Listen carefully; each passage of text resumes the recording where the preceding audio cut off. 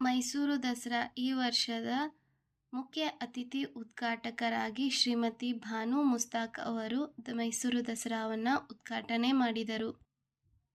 ಇವರು ಬರೆದ ಮನದ ಹಣತೆ ಎಂಬ ಕೃತಿಯನ್ನು ದೀಪಾ ಬಸ್ತಿಯವರು ಹಾರ್ಟ್ ಲ್ಯಾಂಪ್ ಎಂಬ ಶೀರ್ಷಿಕೆಯಡಿ ಇಂಗ್ಲಿಷ್ ಅನುವಾದ ಮಾಡಿದ್ದಾರೆ.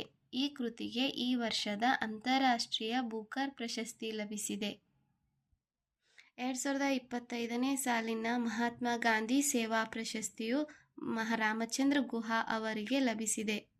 ಈ ಪ್ರಶಸ್ತಿಯನ್ನು ನೀಡುವ ಸಂಸ್ಥೆ ಕರ್ನಾಟಕ ಸರ್ಕಾರ. ರಾಮಚಂದ್ರ ಗುಹಾ ಅವರ ಇತರ ಕೃತಿಗಳು India after Gandhi, a corner of a foreign field, Gandhi before India, Gandhi the year that changed the world, the unquiet woods. ಇತ್ತೀಚೆಗೆ ಶಕ್ತಿ ಯೋಜನೆ ಪ್ರಚಲಿತದಲ್ಲಿದೆ. ಯಾಕಂತಂದ್ರೆ 500 ಕೋಟಿ ಉಚಿತ ಪ್ರಯಾಣ ಟಿಕೆಟ್ ವಿತರಣೆಯೊಂದಿಗೆ ಈ ಯೋಜನೆಯು ಇಂಟರ್ನ್ಯಾಷನಲ್ ಬುಕ್ ಆಫ್ ರೆಕಾರ್ಡ್ಸ್ ಹಾಗೂ ವರ್ಲ್ಡ್ ರೆಕಾರ್ಡ್ ಆಫ್ ಎಕ್ಸಲೆನ್ಸ್ ಪ್ರಶಸ್ತಿಯನ್ನು ಪಡೆದುಕೊಂಡಿದೆ. ಈ ಶಕ್ತಿ ಯೋಜನೆಯನ್ನು ಸನ್ಮಾನ್ಯ ಮುಖ್ಯಮಂತ್ರಿಗಳಾದಂತಹ ಸಿದ್ದರಾಮಯ್ಯ ಅವರು 2023 ಜೂನ್ 11ರಂದು ಜಾರಿಗೆ ತಂದಿದ್ದಾರೆ. ಇತ್ತೀಚೆಗೆ ಸರ್ ಕ್ರೀಕ್ ಪ್ರದೇಶವು ಸುದ್ದಿಯಲ್ಲಿದೆ. ಈ ಸರ್ ಕ್ರೀಕ್ ಪ್ರದೇಶವು 96 ಕಿಲೋಮೀಟರ್ ಉದ್ದದ ಈ ಪ್ರದೇಶ ಗುಜರಾತ್ ರನ್ ಆಫ್ ಕಚ್ನಿಂದ ಪಾಕಿಸ್ತಾನದ ಸಿಂಧ್ ಪ್ರಾಂತ್ಯವನ್ನು ಬೇರ್ಪಡೆ ಮಾಡುತ್ತದೆ. ಇತ್ತೀಚೆಗೆ NCRB national crime record bureau ಅವರು 2023ರ ವರದಿಯನ್ನು ಬಿಡುಗಡೆ ಮಾಡಿದೆ.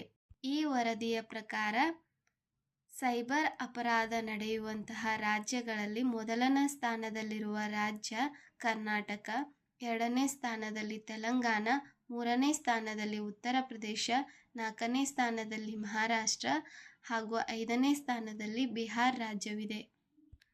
ಇತ್ತೀಚೆಗೆ ಪಾಲ್ಸ್ಮೂತ್ ಕಾಯಿಲೆಯು ಸುದ್ದಿಯಲ್ಲಿದ್ದು, ಇದು ಶಿಲೀಂಧ್ರದಿಂದ ಭತ್ತದ ಬೆಳೆಗೆ ಪರಿಣಾಮವನ್ನು ಬೀರುತ್ತದೆ. ಅತಿಯಾದ ಮಳೆ ಹಾಗೂ ಪ್ರವಾಹಗಳಿಂದ ಇತ್ತೀಚೆಗೆ ಈ ಪಾಲ್ಸ್ಮೂತ್ ಕಾಯಿಲೆಯು ಭತ್ತದ ಬೆಳೆಗೆ ಪಂಜಾಬ್ ರಾಜ್ಯದಲ್ಲಿ ಕಾಣಿಸಿಕೊಂಡಿದೆ. IMAP interstellar mapping and acceleration probe ಕಾರ್ಯಾಚರಣೆಯನ್ನು ಇತ್ತೀಚೆಗೆ ನಾಸಾ ಸಂಸ್ಥೆ ಪ್ರಾರಂಭಿಸಿದೆ. ಇಂಟರ್ಸ್ಟೆಲ್ಲಾರ್ ಮ್ಯಾಪಿಂಗ್ ಆಕ್ಸಲರೇಷನ್ ಪ್ರೋಬ್ ಈ ಕಾರ್ಯಾಚರಣೆಯು ಇದು ಸೌರ ಕಣಗಳನ್ನು ಹೇಗೆ ಶಕ್ತಿಯುತಗೊಳಿಸಲಾಗುತ್ತದೆ ಹಾಗೂ ಹೀಲಿಯೋಸ್ಫಿಯರ್ ಭೂಮಿಯನ್ನು ಹೇಗೆ ರಕ್ಷಣೆ ಮಾಡುತ್ತದೆ ಎಂಬುದನ್ನು ಅಧ್ಯಯನ ಮಾಡುವ ಗುರಿಯನ್ನು ಹೊಂದಿದೆ. ಈ ಹೀಲಿಯೋಸ್ಫಿಯರ್ ಅಂತಂತಂದ್ರೆ ಸೂರ್ಯನ ಸೌರ ಮಾರುತದಿಂದ ರೂಪುಗೊಂಡಂತಹ ದೈತ್ಯ ಗುಳ್ಳೆಯಾಕಾರದ ರಚನೆಯಾಗಿದೆ. ಇದು ಇಡೀ ಸೌರವ್ಯೂಹವನ್ನು ಆವರಿಸಿಕೊಂಡಿದೆ. ಇತ್ತೀಚೆಗೆ ಆಸ್ಟ್ರೇಲಿಯಾ ದೇಶ ಅಲ್ಝೈಮರ್ ಕಾಯಿಲೆ ಬುದ್ಧಿಮಾಂದ್ಯತೆಗೆ ಕಾರಣವಾಗಿರುವಂತಹ ಅಲ್ಝೈಮರ್ ಕಾಯಿಲೆಗೆ ಚಿಕಿತ್ಸೆ ನೀಡುವಂತಹ ಲೆಕನೆಮಾಬ್ ಔಷಧಿಯನ್ನು ಅಧಿಕೃತವಾಗಿ ಅನುಮೋದನೆ ನೀಡಿದೆ. ಛತ್ತೀಸ್ಗಢ ರಾಜ್ಯದ ಬಲೋಡಾ ಜಿಲ್ಲೆಯು ಸುದ್ದಿಯಲ್ಲಿದ್ದು, ಈ ಜಿಲ್ಲೆಯು ದೇಶದ ಮೊದಲ ಬಾಲ್ಯ ವಿವಾಹ ಮುಕ್ತ ಜಿಲ್ಲೆಯಾಗಿ ಘೋಷಣೆ ಮಾಡಿದೆ. 2021ನೇ ಸಾಲಿನ ಕರ್ನಾಟಕ ರಾಜ್ಯ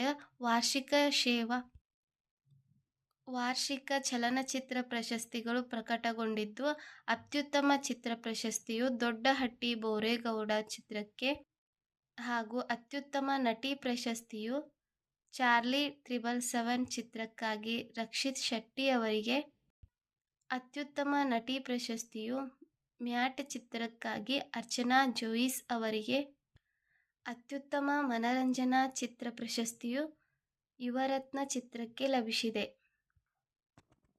2025ನೇ ಸಾಲಿನ 11ನೇ ವಿಶ್ವ ಹಸಿರು ಆರ್ಥಿಕ ಶೃಂಗಸಭೆಯು ದುಬೈನಲ್ಲಿ ನಡೆಯುತ್ತಿದೆ.